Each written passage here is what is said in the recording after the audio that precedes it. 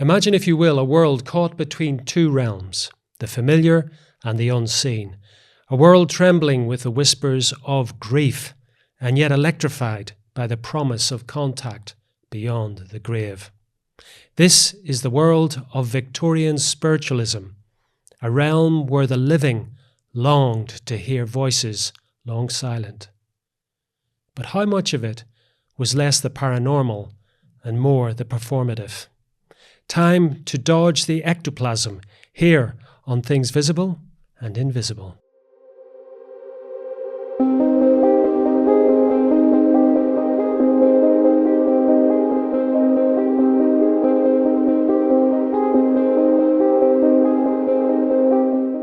Dr. Kate Cherrell is an academic and broadcaster specialising in paranormal history, 19th century spiritualism and British folklore. She writes the blog Burials and Beyond, exploring graveyards, odd memorials and occult culture.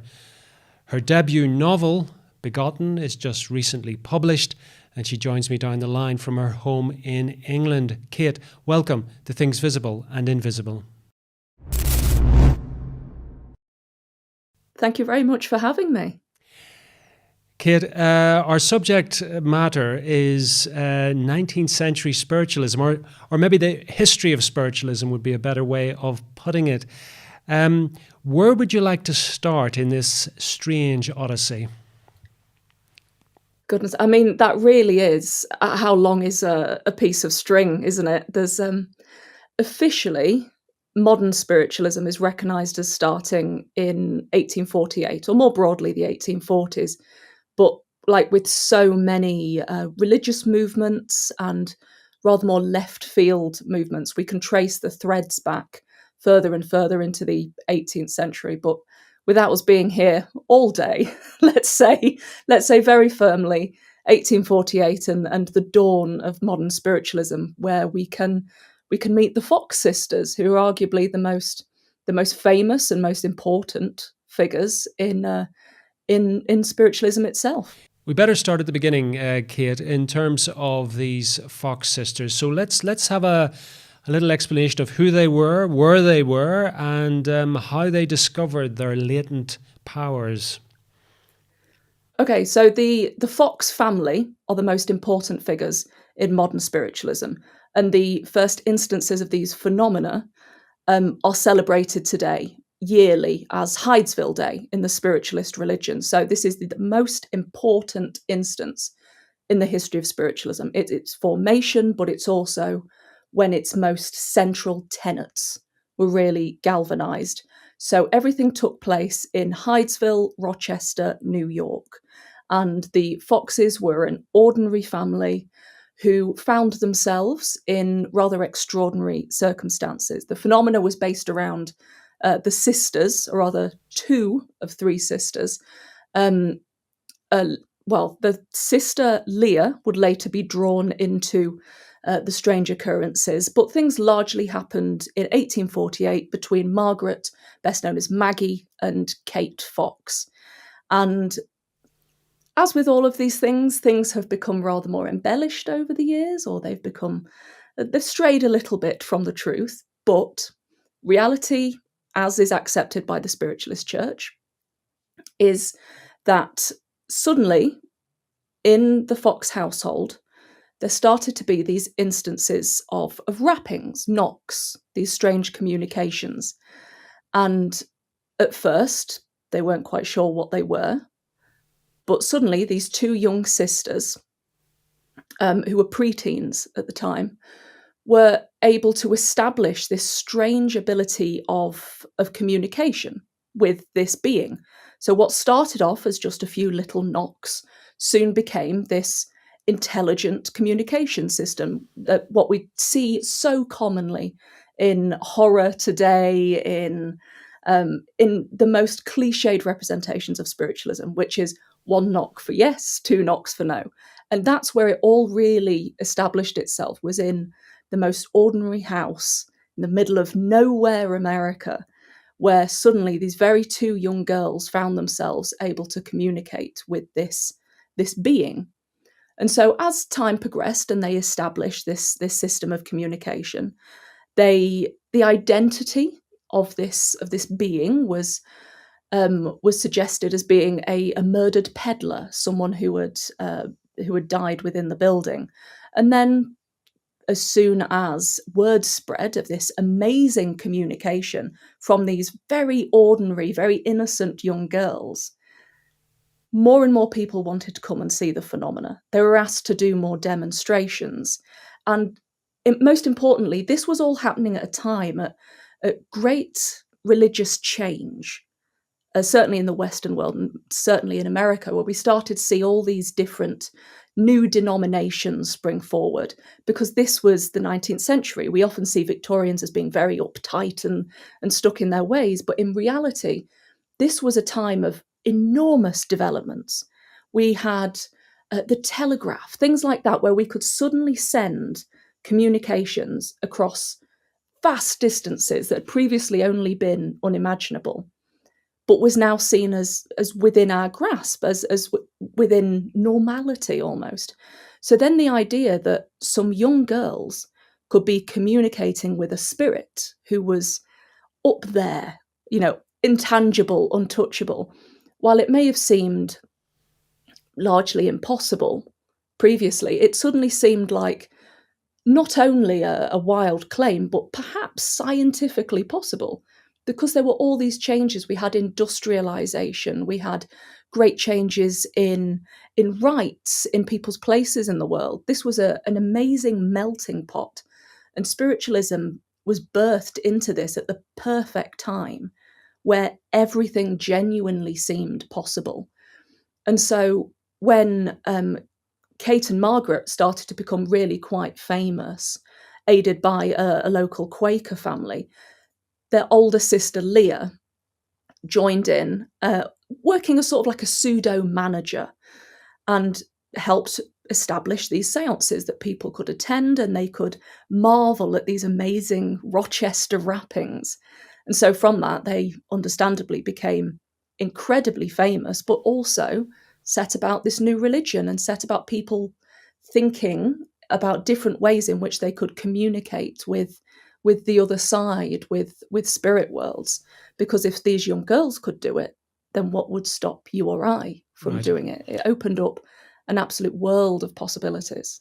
Talk to me a little bit, Kate, about the reaction, because you set it up very interestingly there, but essentially we've got some very young girls who are involved in some kind of spiritual realm.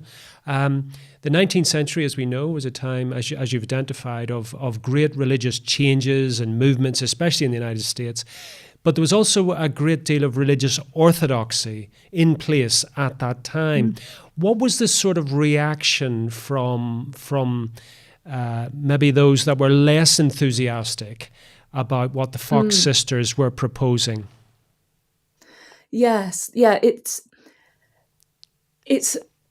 the reaction from established religious bodies to spiritualism has been a really ferocious discourse that hasn't really lessened over the centuries.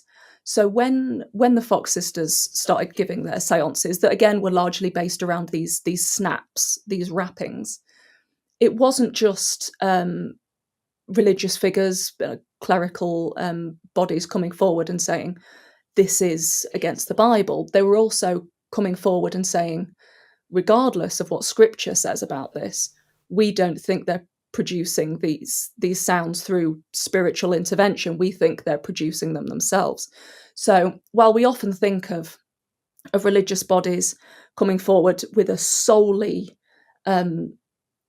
religious argument, a simple scriptural argument, they largely came forward with a very, very skeptical view as well. And as early as the very late 1840s, early 1850s, there were lots of very prominent religious figures, a lot of very prominent physicians who were coming forward and saying, we don't at all think this is a matter of spiritual intervention. We think this is a physical act, which again has become a thread throughout the Fox sisters' contemporaneous time and their legacy, of course. But the world over, the spiritualism and established Christian denominations have never really been happy bedfellows.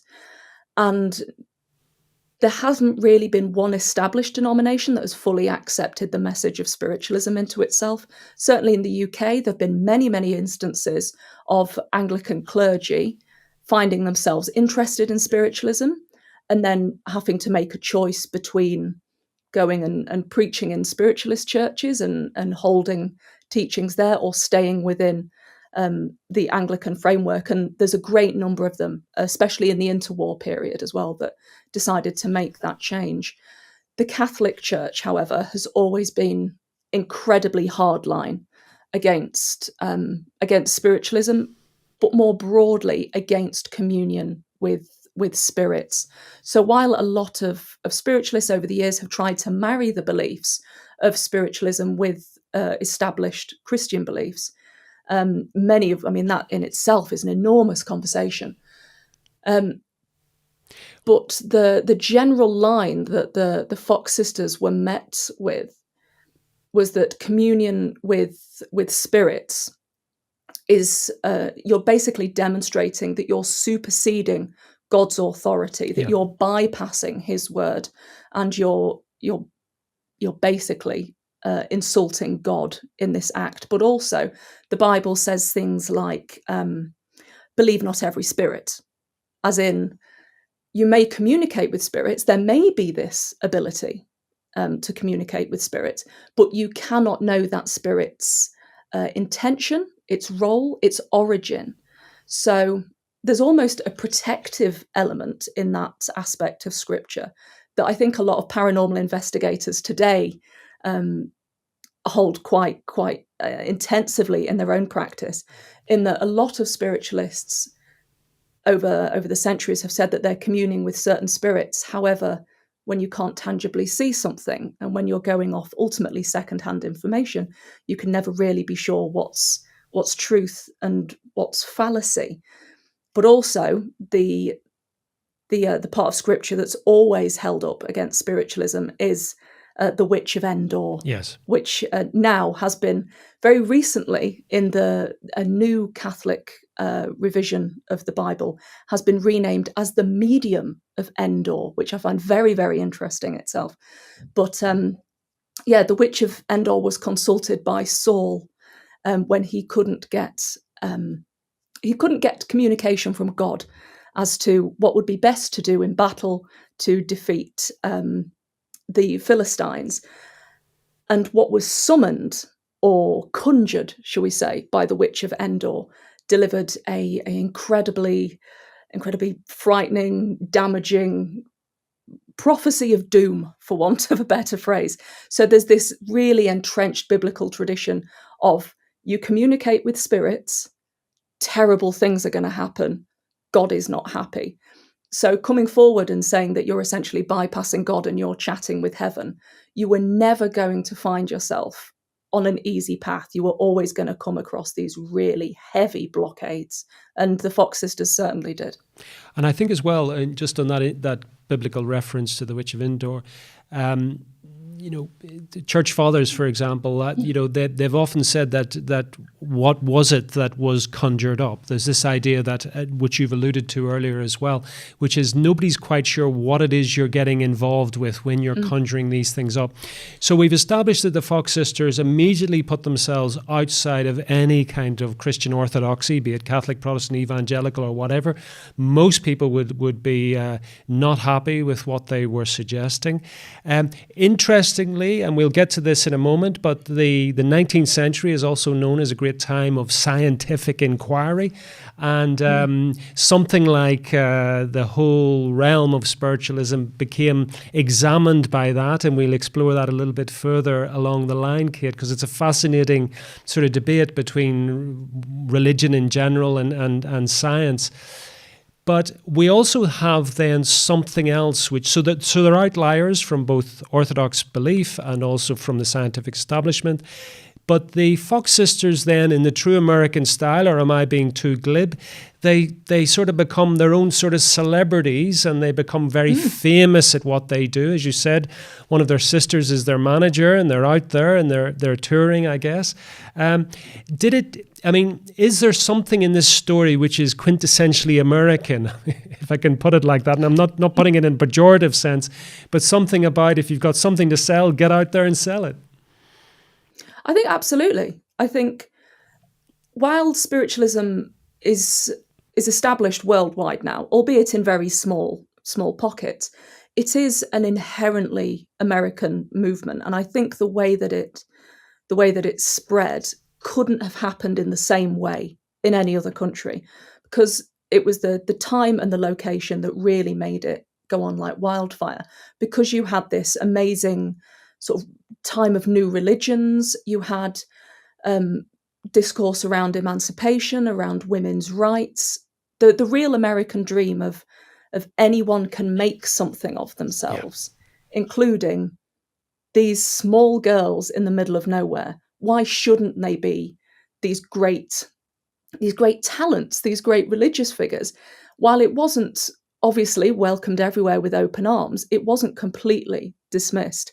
And I think the way certainly that it spread and that it was promoted across America and across to the UK is distinctly American. The only reason we have spiritualism, well, we would have had it anyway, but certainly we got spiritualism to the UK in 1852, when Maria B. Hayden, who was a very prominent American medium, came over and started giving demonstrations on seance and mediumship.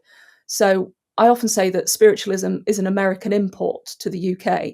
And like you said yourself, it almost sounds quite glib to say that. It sounds quite dismissive, as if it's like a Tamagotchi or, a slinky, a little novelty thing that we have for a short while. But it's that sense of possibility. And there's a real egalitarian element to spiritualism, which pervades today, and I think is really wonderful. And we really saw this develop over the last 100 years, in that spiritualism is for everyone. There isn't this very, very strict hierarchy. This has got to be in place. You've got to be this sort of person to take part in a seance or even lead a seance. It's a movement where everyone can find a place. If someone wants to experiment with mediumship, there are development circles. If someone wants to go and just join a sitting once or twice, they can do. They don't have to jump through hoops. And I think it's that accessibility that anyone coming in at the ground floor is able to participate in exactly the same experience as someone who's been in that movement for decades.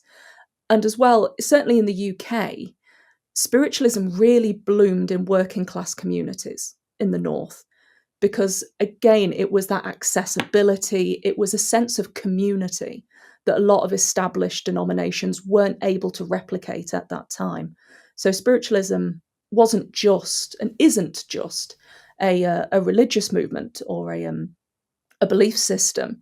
It's also a very, very important and living community. And that's how it spread so much. And that's not really something we've seen mimicked in other smaller religions, certainly in the UK. It's very interesting what you say there, Kate. And I want to come back to you about how it came from the States into Europe, into the UK. But it's very interesting what you're saying there about how it took hold in northern, I'm presuming, industrial settings in the north. And I'm wondering if that was partly as a result that the religious dimension for so many people in those communities had been diluted by that industrialization. Do you think that's a fair criticism?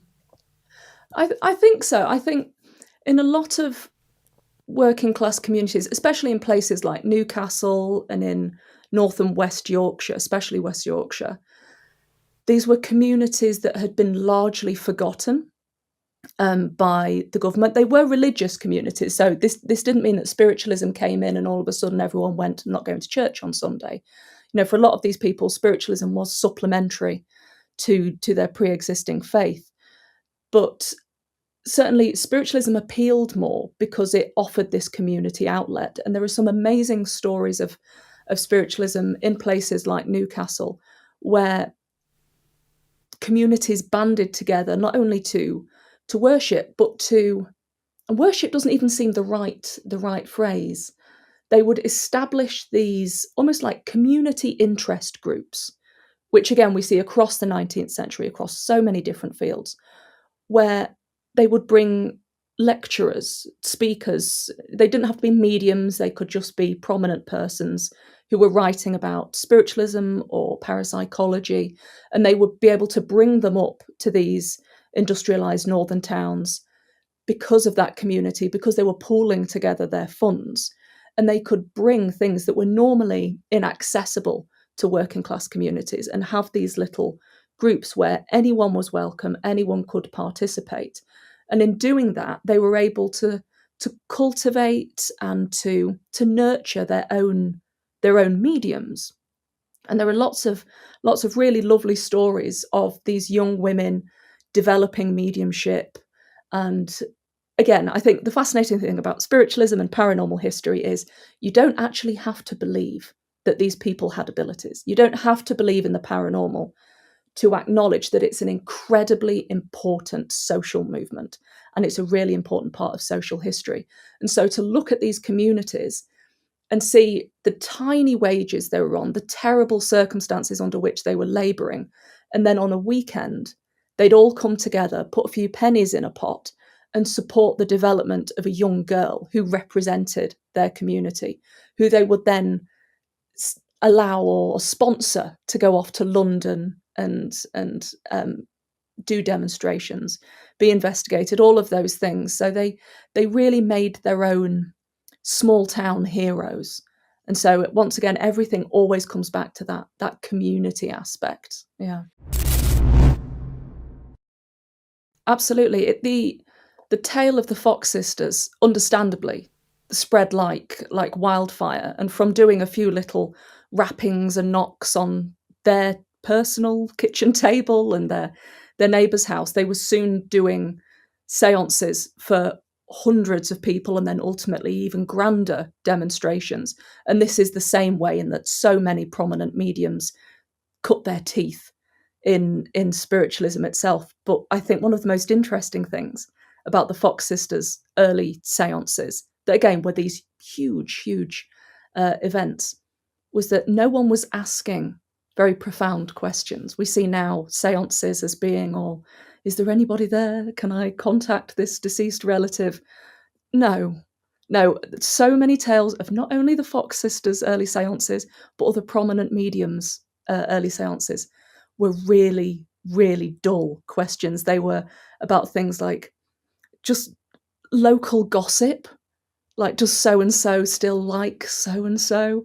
The matter of stocks and shares, almost treating them like a lottery machine, trying to get the cusp on someone else. So there was no great religious profundity in those early seances, but still, despite the lack of what we see now as being distinctly spiritualistic, people just loved it. They loved the novelty of it. Well, I wonder, Kate, I mean, we talked on the last episode a little bit about how it's a very American phenomena, this going from a small town to getting yourself out into the world, and the Fox sisters certainly did that. But how much of this was, because you also alluded correctly to the state of the United States. It was an emerging country, and in terms of religion, it was emerging with its own religions. I mean, the Mormons were at this point, and various other religious movements that were very much American in their origin. How much of the whole spiritualism, the movement, the craze, if you want to call it, the fad, or whatever you want to call it, how much of it was kind of novelty? How much of it was circus sideshow rather than a serious spiritual quest? I think throughout all of spiritualist history, the two have kind of gone hand in hand.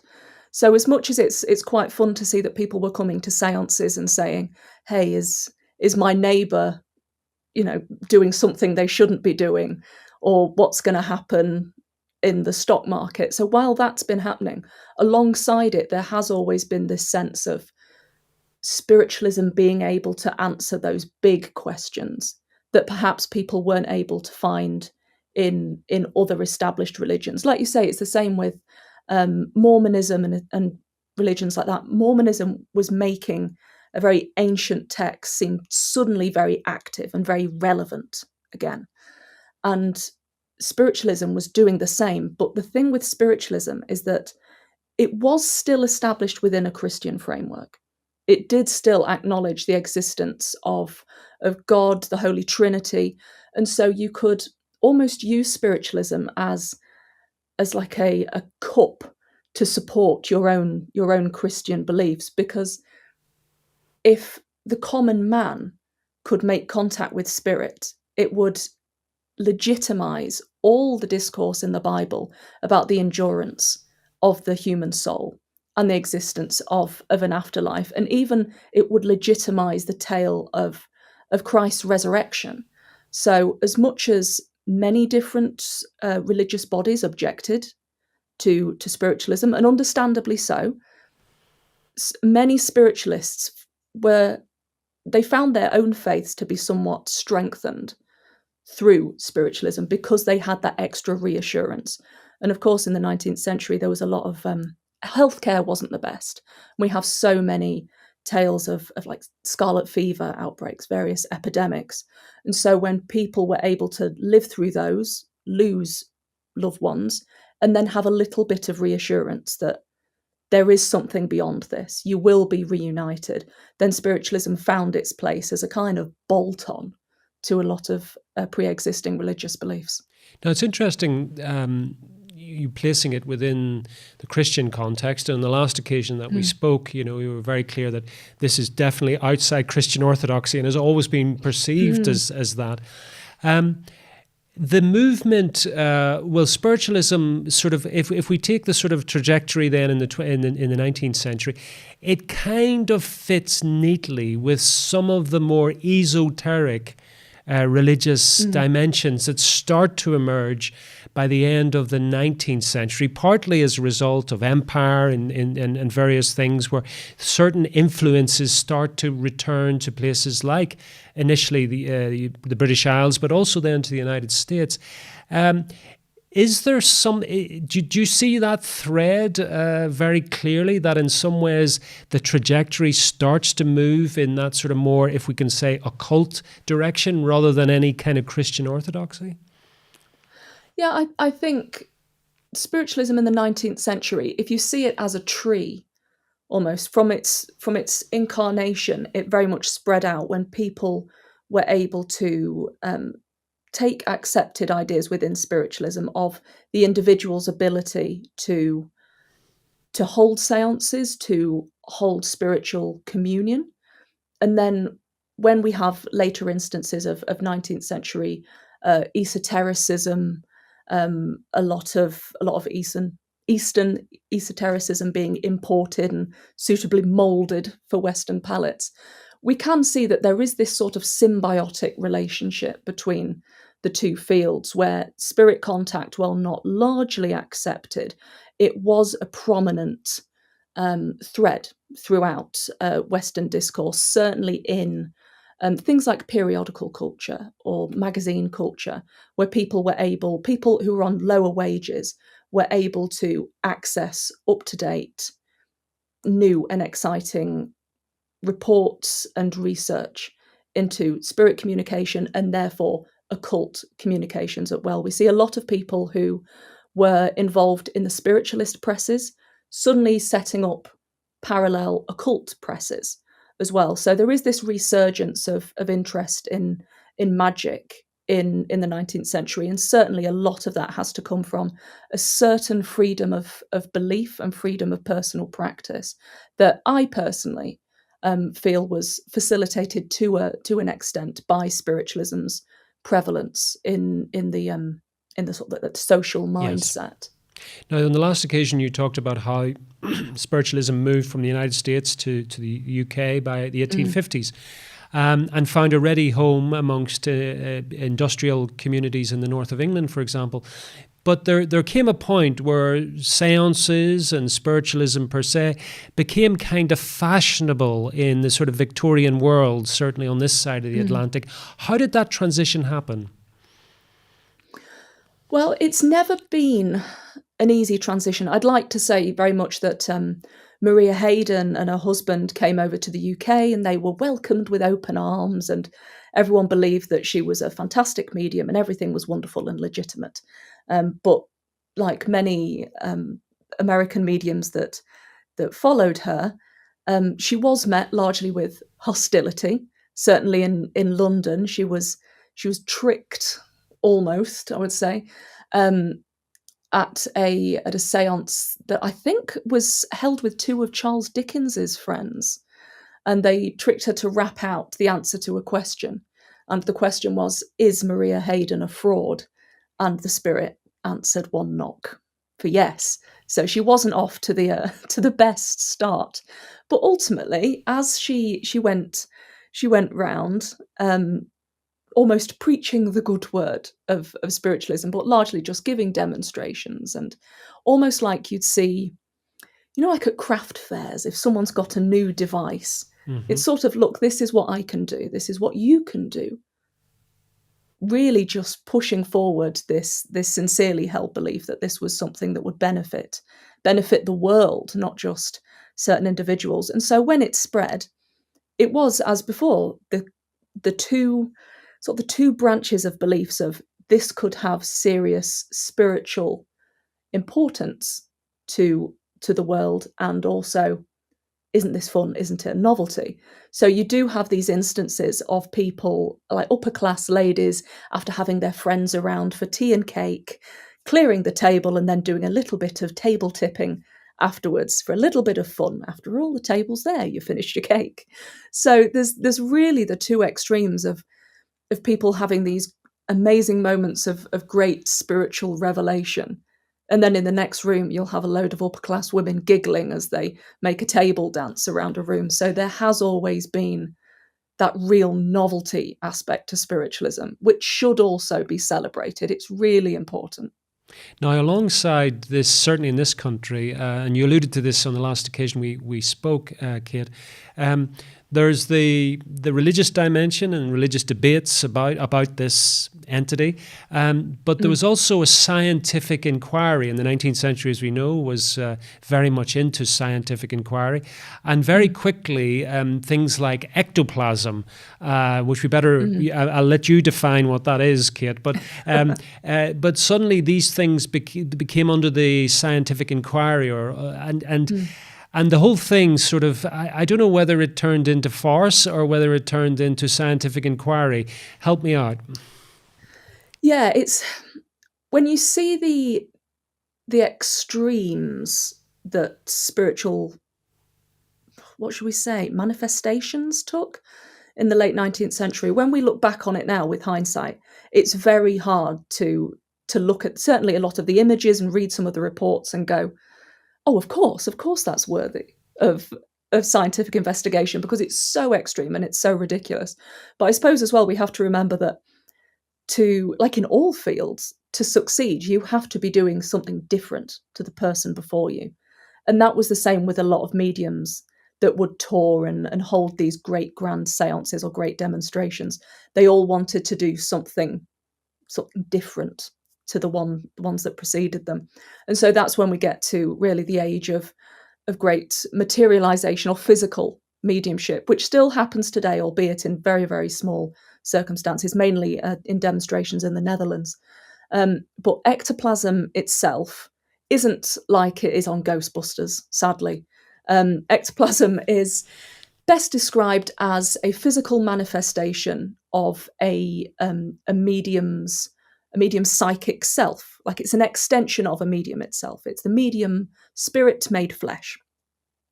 And it often appeared in photographs of the late 19th, early 20th century as a kind of, what should we say, like a wispy fabric-like material that would flow out of a medium. And it would take, of course, this is fascinating. And if you're a scientist in this age, I mean, you are spoilt for choice. you've got people by this stage in the late 19th century claiming powers of all manner of psychic powers, telepathy, the ability to move things with their minds, to influence others, to physically change physical matter. You've got the most phenomenal claims. And that's when we get bodies like the Society for Psychical Research in the UK, and then the ASPR in America, establishing themselves as central bodies that were largely, in the early days, their membership was predominantly scientists and psychologists.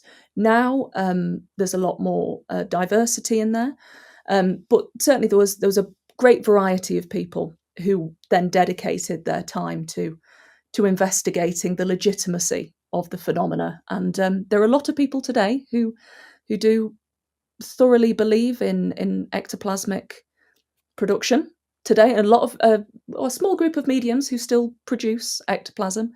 And who am I to say that that it isn't a extension of their spirit? But certainly some investigators found that some ectoplasm, such as from the medium Helen Duncan in the 1940s, her ectoplasm was sadly cheesecloth, and others were things like silk and chewed up paper. Yeah. But we can keep the love of ectoplasm alive, because some people they see something in it that I don't, and more power to them.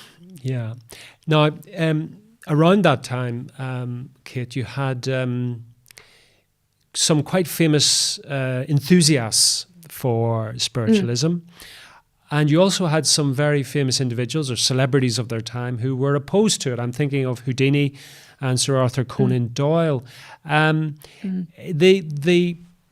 sort of, from our earliest part of our discussion, we both agreed, I guess, that there was an element where this became showbiz almost, the whole world. And no better to have Houdini, who was the greatest escape merchant you could ever ask for of that time. And you had Arthur Conan Doyle, who had written the Sherlock Holmes stories and was one of the most famous men in the world. And you had them on opposing sides, one saying it was complete frauds and the other saying, no, this was a new reality that we had to deal with. How did this debate, how did this kind of intersection with popular culture affect spiritualism? Well, when Conan Doyle and Houdini's great friendship and then great spat came into the headlines, spiritualism had been established for several decades. But Houdini came into the game when spiritualism as a money spinner was very much established. And Houdini's issues with the movement was the same that many other people in his field had come about. So Houdini recognised a lot of these magical manifestations that he had seen at seances and people were reporting in seances. He recognised them as tricks he could perform himself, or tricks that fellow magicians had performed and did perform. And he wasn't the first to call spiritualism out for fakeness and for producing false results. He was really working in an established tradition of magicians infiltrating spiritualist circles and then publishing their findings. There were magicians like Marriott and David P. Abbott, who was an amazing American magician who wrote a book called Behind the Scenes with the Mediums. And like so many others in his field, he'd found his old magic catalogues repackaged as tools for spiritualists. They were literally just rebound. And so naturally, when a movement had gained traction like this, people who wanted to exploit others, people who wanted to make money fast at any cost, all pounced onto it. So a lot of these magicians, some of which went on to even rebrand their own acts and suddenly perform as mediums themselves, a lot of them went after spiritualists to do these great exposés. And Houdini was arguably the most famous of all of these.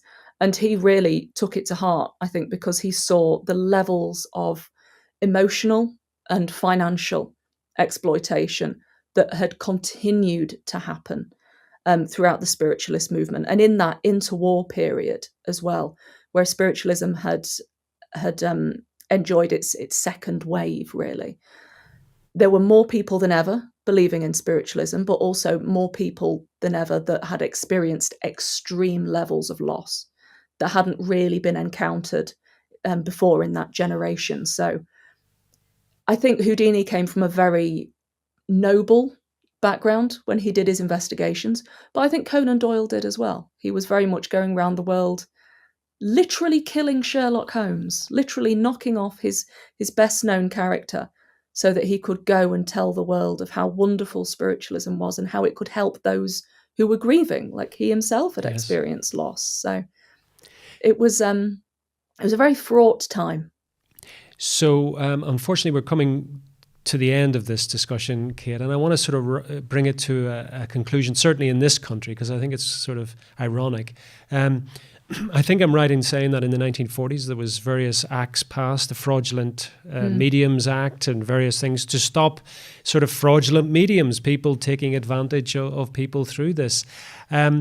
Recently, I think that that act was repealed in this country, in the UK, and was replaced by, am I right in thinking, some sort of False Goods Act or some sort of Consumer Act? Yeah.